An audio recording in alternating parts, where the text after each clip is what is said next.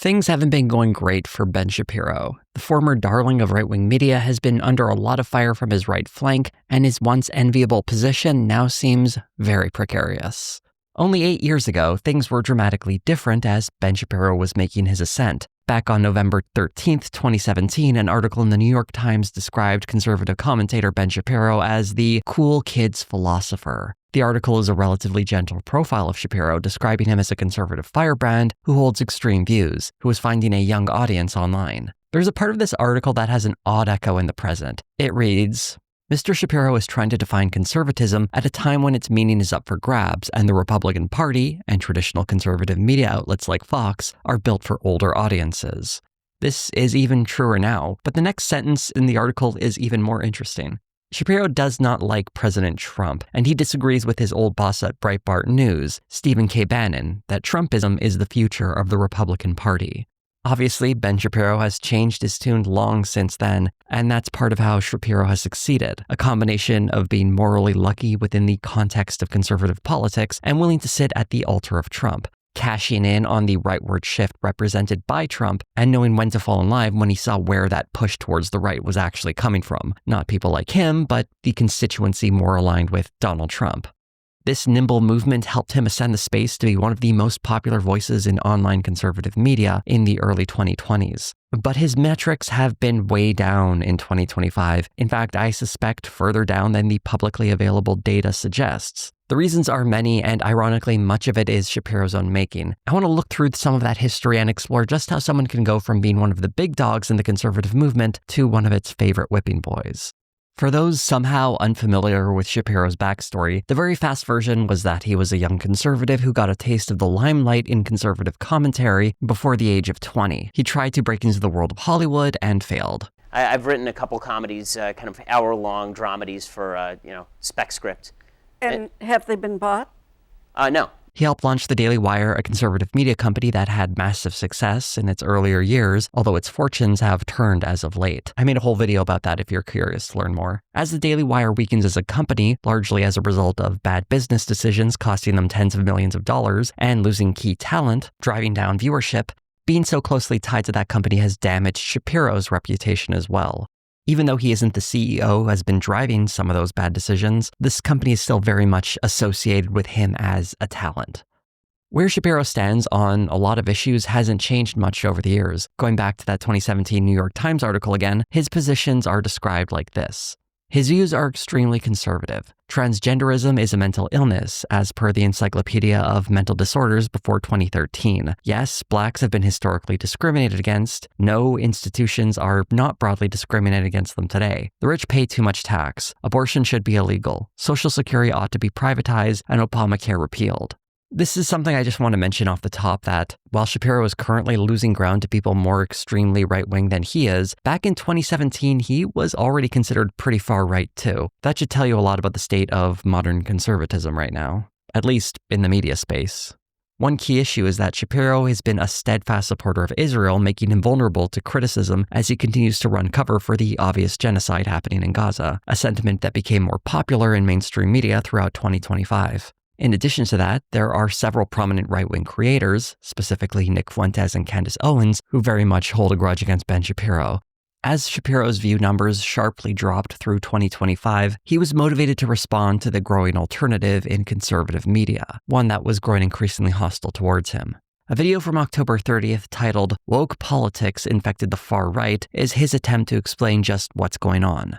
You do have one party, the Democratic Party, that has increasingly made it clear that there is a population they do not like, and that population that they apparently do not like is white Christian males. That is the population that must be targeted. To evidence this claim that the Democrats are targeting white Christian males, he mentions the candidacy of Zohran Mamdani, who was recently elected mayor of New York City. Mamdani received, at best, tepid support for his candidacy from the Democratic Party, even after winning the party's nomination. What is it, though, that has held you back? I mean, usually this is somebody that won a Democratic primary. It usually wouldn't be that much of a question whether or not, a congressman from the city of New York, the Democratic leader, would endorse him. What's given you pause? Well, we've had very good conversations over the last few months. He even had supposed fellow Democratic politician Andrew Cuomo run against him in the general election. Whatever problem Shapiro has with Mamdani, it's incredibly dishonest to present him as a representative of the Democratic Party as a whole, or even someone warmly embraced by the party. It's one of the ironies of Shapiro, though, trying to present the left as being taken over by the extremists, when he has folks even further right than him entrenching themselves on the right. Shapiro's other example of the left targeting of white Christian males is even sillier. You're people of faith? You go to church on Sunday and pray in church on Sunday and pray on people the rest of the week? What is this? What is this? Right, the kind of scorn that Nancy Pelosi has for religious people, religious conservatives who go to church on Sunday and disagree with her on politics. Well, that has led to a massive backlash. I don't even know how to respond to this. I'm not even convinced that Pelosi is putting on an accent here, but it does remind me of how Candace Owens will string together nonsense anecdotes like these, attach them to a narrative, and pretend like it's a settled story. Again, another irony considering Candace Owens and Ben Shapiro are very much at odds when their methods are quite similar. He gets sillier later on when he talks about how speaking Spanish is completely fine, but apparently when Mamdani does it, it has an undertone. If you want to appeal to an audience, speaking to them in their home language is a smart thing to do. But the entire undertone of everything Mamdani does is, I am one of you, right? I am an immigrant. I am not of Western culture. How does speaking Spanish signal you aren't part of Western culture? The language comes from as far west as you can get in Europe, and it's spoken almost exclusively in the Western Hemisphere. What he means by Western culture here, I suspect, is whiteness. It's the only thing I can imagine him meaning because he's certainly not talking about geography. The problem with Shapiro's argument here isn't that it's laughably silly, at least that's not the problem I want to spend much time on. The problem is how similar it sounds to arguments made by white nationalists like Nick Fuentes. Although Fuentes hates Shapiro, I doubt there's much he'd disagree with when it comes to Shapiro criticizing the Democrats for attacking white Christian men. It all contributes to the same political project. While these guys are openly hostile towards one another, they are very much pushing in the same direction. Shapiro goes into greater detail about how he believes this rise in bigotry on the right arose, and he can only express it in terms where he accuses the left. So if the left says that white Christian males are the problem, the way that you respond is instead a DEI for precisely the people who are said to be the problem. Right now, the idea is that the systems should only benefit white Christian males. It's cute that he's trying to rope DEI into all of this, because there's actually a term already for what's being tried here, and it's called white supremacy. And trust me, no one from the right got this idea from the left. And I'm sure Shapiro knows that, but he needs to play these word games to massage this civil war within the right as somehow being the left's fault. When you spend your entire career relentlessly attacking the left and excusing the right, he can't even attack the extremists on his side without first pretending like this is somehow the left's fault. When the truth is, if anyone is to blame here, it's people like him who have been turning a blind eye to this growing problem the whole time. Not because he's unaware of it, but because he's ideologically more similar to it than he's willing to admit. There's a great example of Shapiro's own extreme standards in this very video. He has the audacity to claim that Donald Trump is a normal president. President Trump is as close to a normie president as we have had in the last several decades. Which is bizarre considering, again, his sort of personality, but that is the reality. There are masked men in the streets kidnapping people, labeling them criminals without due process, and deporting them, including some being sent to prisons in other countries. He has imposed sweeping tariffs that are wreaking absolute havoc in the economy. He's handed over health and safety to people who are gutting medical research and spreading misinformation and anti-vax nonsense. I could go on for far longer listing all the very non-normal things he's done, even for someone who supports all this stuff. They should at least be able to acknowledge that this is very much not normal. Donald Trump is not a normal president. Part of Shapiro's problem is that he never allows blame to fall on the Republicans for anything, at least not in a way that is damning enough that someone would decide not to vote for them. One great historic example of Ben Shapiro's blind spot, willful or not, is Candace Owens. Although they had a falling out over her opposition to Israel, eventually leading her to being fired, it almost certainly had more to do with her anti-Zionism than her well-known anti-Semitism. Owens got her job at the Daily Wire well after she had made her comments about Hitler's problem was trying to extend his vision outside of Germany. If Hitler just wanted to make Germany great and have things run well, okay, fine. The problem is that he had dreams outside of Germany. He wanted to globalize. He wanted everybody to be German, everybody to be speaking German, everybody to look a different way. That's not, to me, that's not nationalism. Anyone with a grade school understanding of history should be well aware that Hitler's vision was pretty bad for Germans too, particularly if they were Jewish. Owens also defended Kanye West while he was first melting down, and in this case, Shapiro joined in, defending him too. And this was well after it had been established that Kanye West had started hanging out with Nick Fuentes. Here's Ben Shapiro on October 7th, 2022. I care about the fact that there's more black babies being aborted than born in New York City at this point. That 50% of black death in America is abortion. So I really don't care about people's responses. I perform for an audience of one, and that's God. Wow, I mean, frankly, it sounds fantastic. Frankly, Kanye sounds much more sane than virtually everybody else in public life. Shapiro, in the October video, also made this remark. The pathologizing of right-wing viewpoints goes back a long way. It goes actually back to a book by Theodore Adorno called The Authoritarian Mind. The suggestion was that there was a pathological drive in capitalist societies that led people to become authoritarian. It was a Marxist view of what America was. And so the idea was that if you were right-wing, you were going to become a fascist. First, the book is actually called The Authoritarian Personality. I can't say I've read it myself, but it's very funny to me that Ben Shapiro tries to critique its supposed claim of conservatives being more prone to becoming fascists by using the example of Kanye West. Every human being has something of value that they brought to the table, especially Hitler. It's very important to state how completely wrong Ben Shapiro was in this instance. In the same video, he's also responding to an interview Tucker Carlson did with Kanye West, which was later revealed to have edited out various racist conspiracy theories that West had mentioned, almost as if Carlson does these interviews to help bigots seem less extreme than they actually are. I prefer my kids knew Hanukkah than Kwanzaa. At least it will come with some financial engineering. All of this would, you would think, cause Shapiro to perhaps reflect on the alliances he's made on the right. In the case of Candace Owens, he was willing to look the other way because he was willing to accept a little anti-Semitism if it meant he would have her talents at his disposal at the Daily Wire. In the case of Tucker Carlson, he was a major host on Fox News and a useful ally. So there's a clear advantage to not turning on someone like that, even though he's clearly running cover for someone who holds some very troubling opinions toward Jewish people. This brings us to a major episode in Ben Shapiro's decline, his response to another interview Tucker Carlson had, this time with Nick Fuentes. Tucker Carlson's interview with Nick Fuentes was a gentle one. Fuentes, as usual, went on diatribes about the Jewish community. They have this international community across borders, extremely organized, that is putting the interests of themselves before the interests of their home country. Although there was some pushback against Fuentes, Carlson seemed more like he was giving him tips on how to appear more palatable to a wider audience.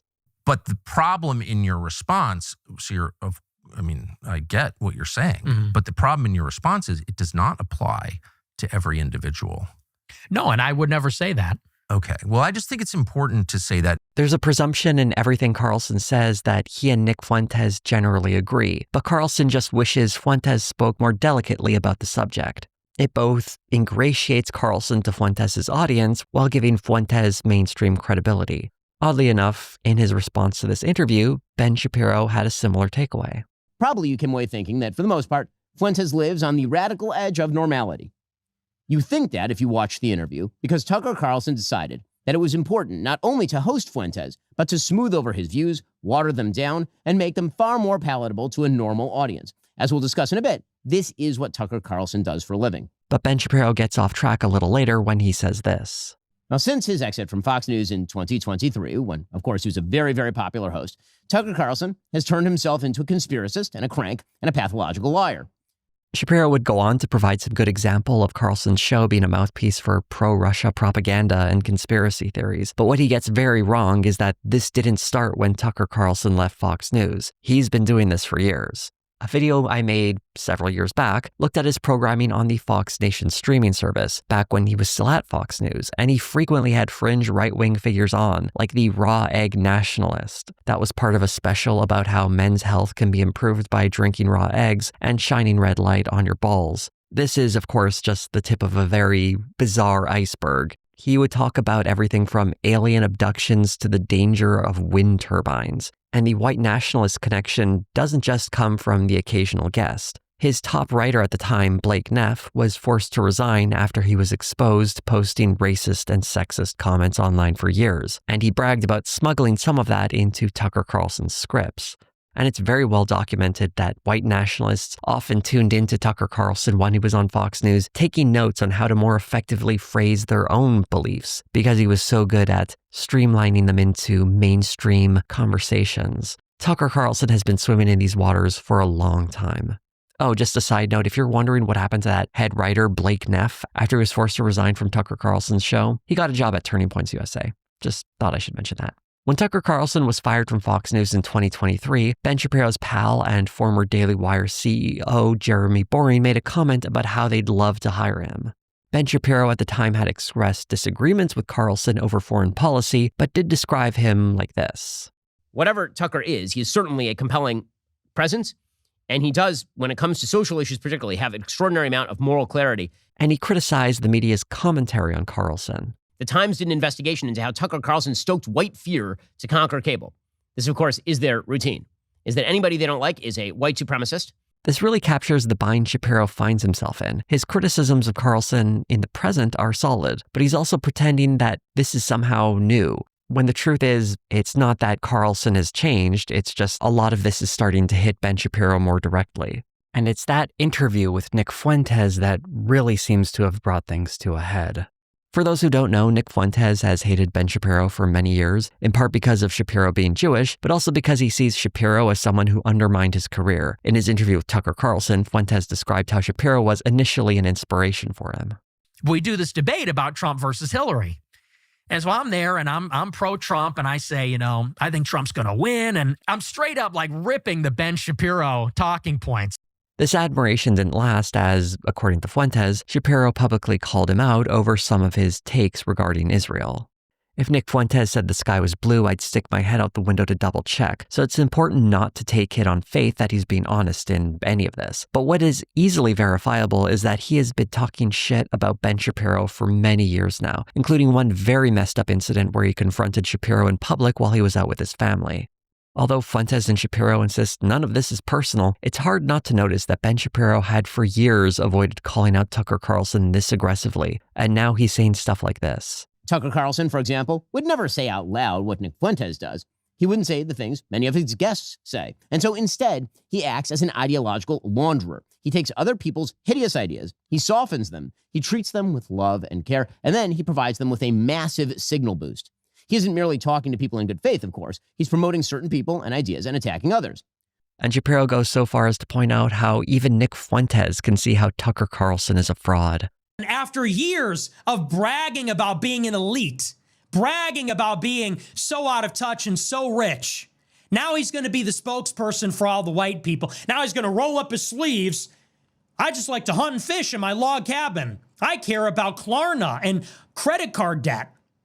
And now Ben Shapiro is very much on board with the idea that Tucker Carlson is spreading the same ideology as Nick Fuentes, which is especially ironic considering just a few years ago, he put out a video titled Tucker Carlson is not Nick Fuentes, where he defends Carlson when his rhetoric was compared to Fuentes's. This is a godless country. I hate it. You're right. They're godless. That is exactly right. I never talk like that. But it's pause true. it right there. Okay, so again, this idea that if you say that God has gone absent from the public square, that you're in league with Nick Fuentes. No, Nick Fuentes literally says that he wants a Catholic dictatorship in the United States. That is not the same thing as what Tucker Carlson is saying. This is the stupidest game.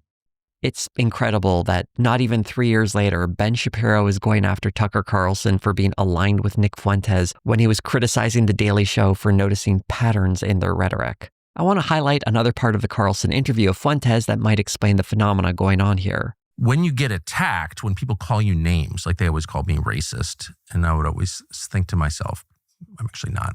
Maybe the point is to make me racist. Where you get to a point where you're like, well, if you're going to slander me, then I'll just become the thing you're calling me. I do think that's a feature of human nature, don't you? Mm-hmm. This is, of course, a deeply silly thing to say. It's basically recreating that webcomic of someone who said they had no choice to become a Nazi because someone made a comment about Trump supporters being racist. Ben Shapiro said as much when Megyn Kelly asked him about it. I'm a little tired of the excuse that if you are called something enough, that justifies all of the subsequent activity. I've been called every goddamn name in the book. Every name in the book. And I have not, but I have not shifted my positions because people call me names. That is a childish thing to do. He's absolutely right here, and one thing I noticed that every time I agreed with Ben Shapiro on something, it's when he was saying things people on the left have been saying for years, which honestly speaks to how effective we are at criticizing the right, whether they acknowledge it or not. Tucker Carlson plays the same game. Recently, Ben Shapiro made some comments about retirement that went viral. No one in the United States should be retiring at 65 years old. Frankly, I think retirement itself is a stupid idea unless you have some sort of health problem. Tucker Carlson responded to that, sounding a lot like someone on the left. Poorer people, working class people, blue collar people are aching. They have trouble walking. Their backs hurt. So retirement for a man who climbs ladders is a little bit different from a man who hosts a podcast. Carlson even brought up the impact of systemic failures. We are subject to forces that we can't control. It's just a fact. I didn't write the tax code, for example. I don't have any control over the hiring standards at various companies or the admission standards at various schools. Those are systemic problems. It's just a fact. This is another one of Carlson's well-worn strategies, to make a systemic critique, while his solution typically involves demonizing immigrants and other vulnerable groups. It's something he's done time and time again, and honestly, only a sucker would fall for this sort of scam, and he's been pulling it for years.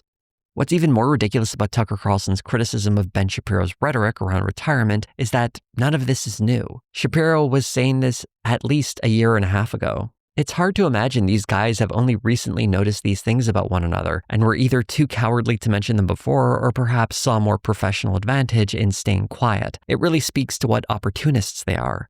And I want to go back to that video from October where Ben Shapiro was complaining about woke politics infecting the far right. The Democratic Party has been playing with these forces for so long, it's now too late for them to dissociate from those forces. One of the big complaints he has about figures like Tucker Carlson and Nick Fuentes is that they push anti-Semitism. But back in 2011, Ben Shapiro tweeted this: "The Jewish people has always been plagued by bad Jews who undermine it from within. In America, those bad Jews largely vote Democrat." In his book, Primetime Propaganda, the true Hollywood story of how the left took over your TV, he described how liberal Jewish people had taken over Hollywood to advance a left-wing agenda. He's also run cover for the Great Replacement theory, trying to detach it from its anti-Semitic origins into a more pliable concern over how demographics impact voting.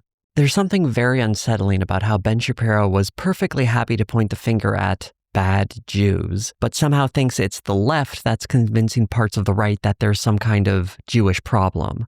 He seemed unaware of the fact that there are actually some pretty powerful anti-Semitic forces on the right that have been there for a very long time, and maybe the reason they liked him is because they found him kind of useful. It's a bit of a tired point, but it hasn't stopped being true. Ben Shapiro is being devoured by the monsters he helped protect, and I suspect it's happening more aggressively than people might expect. While looking at some of Ben Shapiro's recent videos, I couldn't help notice that the metrics seemed a bit off. For example, his long-form videos do very well, but his clips have dreadful numbers in comparison, something that historically hasn't been true for his channel. If we look on Social Blade, we can see a large drop-off in viewership over the past year. So at first glance, it seems as though his current audience, what remains of it anyway, has a very different viewing habit than his old audience. I wanted to look closer at what might be happening, so I decided to graph out what was publicly available with some comparisons. In this first series of graphs, I'm counting views in 100s to compare them with the total number of comments. The reason I'm counting views like this is because it makes the graph read a little better visually, and since I'm doing it for each graph, the presentation of data is consistent. Looking at Ben Shapiro's long-form videos, there is a big disparity between the number of comments and the number of views, especially when we compare the number of comments to his short-form videos, where they track much more closely. If we compare him to other channels, in this case I chose Candace Owens and Matt Walsh, we can see that Shapiro's long-form videos are getting much less engagement. And if we go back in time to January of 2025, Shapiro's long-form videos are a bit closer. There is still a gap, though not quite as big. If we calculate the odds of whether or not a view will lead to someone leaving a comment, we can see Ben's long-form videos are far less likely to have its viewers leave a comment under them, clocking in at less than 0.3% of viewers leaving comments, slightly more than half of what his videos used to get, and far behind Matt Walsh and Candace Owens, who get 3 and 5 times as many respectively. And keep in mind that of all of these channels, Ben Shapiro is the only one who doesn't do a premiere for his longer videos, where the earliest viewers are sounding off in the chat rather than leaving comments under the video. In fact, Ben Shapiro used to do premieres, which might explain why his older long-form videos had so few comments. We can see this pattern repeat itself when it comes to the number of likes left on videos. With all the other types of videos I looked at, the number of likes were significantly worse. Viewers are 3, 4, and even 5 times less likely to click on that like button for Ben Shapiro's long videos than viewers of his long-form videos back in January or videos from Candace Owens and Matt Walsh. What all of these numbers amount to is, in my mind, 2 likely conclusions. Ben Shapiro's long-form videos are being heavily inflated by people who are only showing up to hit the dislike button or nothing at all. And if they're leaving comments, those comments are being deleted. The alternative is that someone is botting his long-form videos, giving it inflated view numbers and very anemic engagement. Whichever of those 2 conclusions is more accurate, it doesn't look like a healthy channel at all. I should mention that in my calculations, I did omit one video from Ben Shapiro's channel, the November 3rd one, titled Tucker Carlson Sabotages America. That one actually has metrics that reflect something that has nearly 1 million views, and it's also the one that has the most negative comments towards him. It seems like Ben Shapiro's only means of getting big numbers of engaged viewers these days is by being a lightning rod for hate. While we're talking about data, though, I also wanted to share some info I came across from Open Measures that attempted to gauge Nick Fuentes' growing profile and how it doesn't quite match the narrative around his ascent. Although Fuentes saw a massive spike in social media chatter about him after Charlie Kirk's murder, that growth has largely gone down. The Tucker Carlson interview didn't move the needle in nearly the same way. Most of the time Fuentes gets hyped up, people cite his Rumble stats, but it's something of an open secret at this point that Rumble's numbers are almost certainly bogus. My own investigation a while back found they were inflating their live stream view counts, and I would be shocked if that was the only metric that was being fudged over there. I say all of this to remind everyone that these figures we're talking about today are incredibly niche. For fun, let's go to Ben Shapiro for that. Every big audience in the media, you're talking about 3, 4 million people. The electorate in the United States is generally about 160 million people. I think one of the mistakes politicians make is they look at X and they say, this is representative of the American body politic. And that is just too online. It's just way too online. He could be talking about Nick Fuentes, Tucker Carlson, or even himself. But their importance, specifically to conservative politics, I think reflects how terminally online politics has become now. Further getting detached from real people and instead being obsessed with these internet celebrities as if they've somehow permeated the mainstream when really they're big names within a small conservative online media space.